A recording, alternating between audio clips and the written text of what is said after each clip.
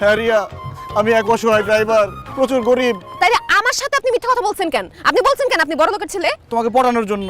মানে আমার বন্ধুরা বলছে কি মেয়েরা নাকি গরিব ছেলে পছন্দ করে না, যার টাকা পয়সা, গাড়ি বাড়ি, আইফোন, বাইক এইসব আছে তাদেরকে শুধু পছন্দ করে। এই জন্য আমি বড়লোক সাইজা তোমাকে পটানোর চেষ্টা করছি। ছি ছি ছি ছি, আপনি আমাকে পটানোর জন্য মিথ্যা কথা বলছেন, বড় লোক সাথে অভিনয় করছেন। আমার যে কি রাগ লাগতেছে, মনে হচ্ছে আমি আপনাকে মারি। তুমি আমাকে মারো, কাটো, যাই খুশি তাই করো, কিন্তু আমি তো গরিব, তোমারও পছন্দ গরিব। এখন তো আমাকে ভালোবাসতে তোমার কোনো বাধা নাই, তাই না? বাধা আছে। আচ্ছা, আপনার আব্বা কি করে? ঝালমুড়ি বাসছে। আমি আপনার আব্বার সাথে কালকে একটু দেখা করতে চাই। বিয়ে শাদীর ব্যাপার, আপনার আব্বার সাথে কথাবার্তা বলতে হইব না? ওনার সাথে কথা বলার পরে আমি সিদ্ধান্ত নিব আমি আপনার বিয়ে করুন কিনা।